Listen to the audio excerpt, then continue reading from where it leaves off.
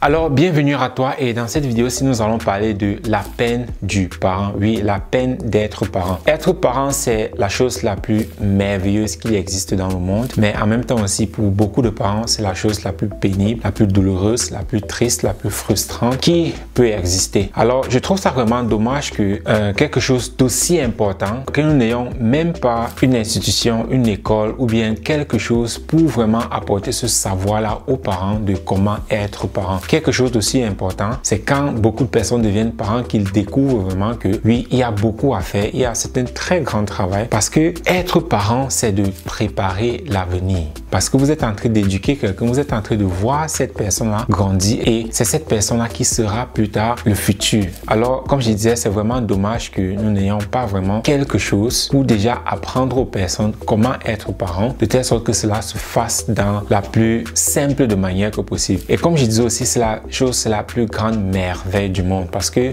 beaucoup de parents, c'est ça leur fierté, c'est leurs enfants leur fierté. Et pour beaucoup d'autres, c'est beaucoup de tristesse parce qu'ils ne savent pas comment faire, ils ne savent pas quoi faire pour vraiment bien aider et assister à leurs enfants. Ce qui fait que beaucoup de parents vivent énormément dans la tristesse, dans l'angoisse, dans des frustrations, dans du stress et dans des peurs parce qu'ils ont peur de l'avenir de leurs enfants. Ils ont peur de ce qui va arriver à leurs enfants. Parce qu'imagine-toi que en tant que parent, tu es la seule personne vraiment responsable de leur éducation. Personne ne peut mieux faire l'éducation d'un enfant que son parent. Voilà pourquoi toi, en tant que parent, tu es vraiment cet être-là la plus importante pour assurer leur futur. Et si toi, le parent, tu ne sais pas comment faire, alors ça va emmener avec soi beaucoup de frustration, beaucoup de stress et beaucoup d'angoisse et beaucoup de nuits blanches. Et malheureusement, cela donc affecte qui tu es, toi le parent, et en même temps aussi ça affecte l'enfant. Parce que quelque chose que le parent doit aussi comprendre, c'est que l'enfant c'est une copie de toi le parent. Donc ça veut dire l'enfant va copier ton comportement aussi, qu'il soit bon ou mauvais. Il va copier cela. Et si tu es toi le parent, tu es constamment stressé, frustré, alors cela va impacter sur l'enfant. Peut-être tu as déjà remarqué cela que parfois quand tu es vraiment dans un bon état émotionnel, colérique, triste,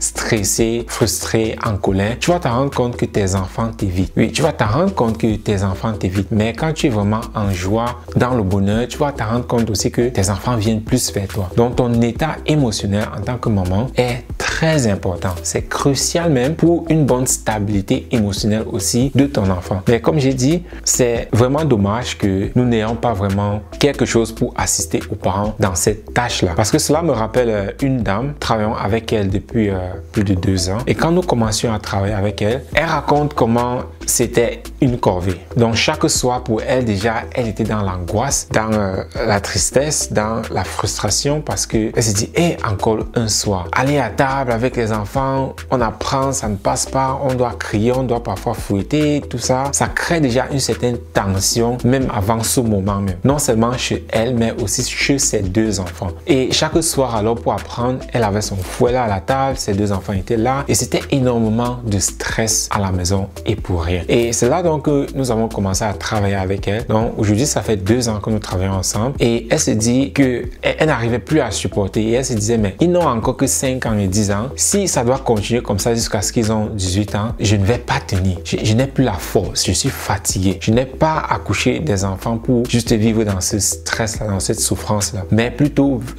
vivre cette joie-là d'être maman. C'est ça qu'elle voulait. Donc c'est là donc qu'on commence à travailler et aujourd'hui, ça a complètement changé. Donc aujourd'hui, son enfant de 5 ans, il fait ses devoirs seul et à côté même de cela, son niveau est même déjà plus avancé que celui de son école. Donc ce qui fait que ses devoirs pour lui déjà c'est tellement facile et pour lui, il préfère alors faire autre chose. Donc lire autre chose, des choses encore plus avancées. Il fait même des choses que à 7 ans, il fait même des choses que déjà beaucoup de personnes le font au lycée et il n'a que 7 ans. Mais donc pour elle maintenant, pour eux, c'est devenu du plaisir de passer du temps ensemble et ils passent plus du temps ensemble, plus à table, assis, du genre, ah, tu as fait tes devoirs, pourquoi tu n'as pas fait tes devoirs? Non, ils n'ont plus ce genre de conversation-là. Ils ont maintenant vraiment juste une conversation normale entre maman et enfant. Ils passent du temps ensemble, ils profitent du bon temps. Et pour elle, elle se dit, elle n'avait jamais cru qu'elle pouvait avoir quelque chose comme ça avec ses enfants. C'est ça qu'elle a toujours souhaité, mais jusqu'à présent, elle a toujours utilisé le fouet, c'était difficile et elle ne pensait même plus que quelque chose comme ça est possible. Mais nous avons commencé à travailler avec elle et le niveau de ses enfants a extrêmement augmenté et aujourd'hui, les devoirs, ils le font seuls en quelques minutes. Ils n'ont même plus besoin de son aide. Ils le font seuls en quelques minutes. Ce qui fait qu'ils passent plus du temps ensemble, ils profitent de la famille et ainsi de suite. Comme je disais, c'est vraiment triste que quelque chose comme ça, tous les parents n'ont pas. Donc voilà pourquoi nous avons ce groupe des parents pour vraiment accompagner et assister aux parents à atteindre ce niveau-là. Parce que comme j'ai dit, c'est la chose la plus précieuse au monde d'être parent, extrêmement douloureux. Oui, beaucoup de parents en souffrent extrêmement parce qu'ils voient leur progéniture. Imagine toi, tu mets un enfant au monde et quand tu mets cet enfant au monde, tout ce que tu as en tête, c'est de voir cet être-ci devenu plus meilleur que toi. Mais tu mets l'enfant au monde et plus l'enfant grandit, plus tu te rends compte qu'il risque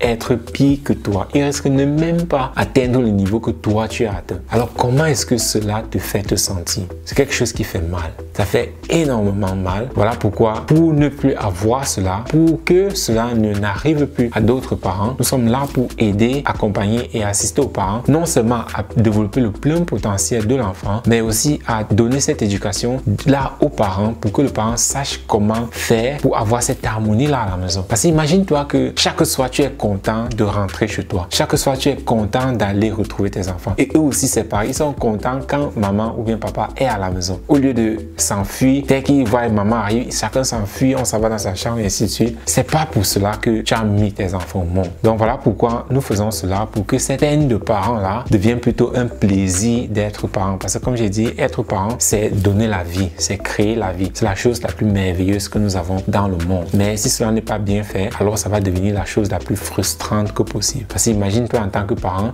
tu vois ton enfant devenir un drogué, finir en prison, être nul de la classe, être nul de la communauté. C'est pas pour cela que tu as mis ton enfant au monde. Alors épargne-lui cela. Si toi aussi tu es ce parent-là qui veut transformer cette peine d'être parent en plaisir d'être parent, alors n'hésite pas à rejoindre notre communauté ou bien envoie-moi un message. Là ensemble, nous mettons ton enfant aussi sur ce chemin-là où cela va faire non seulement ta fierté, mais aussi la fierté de ton enfant.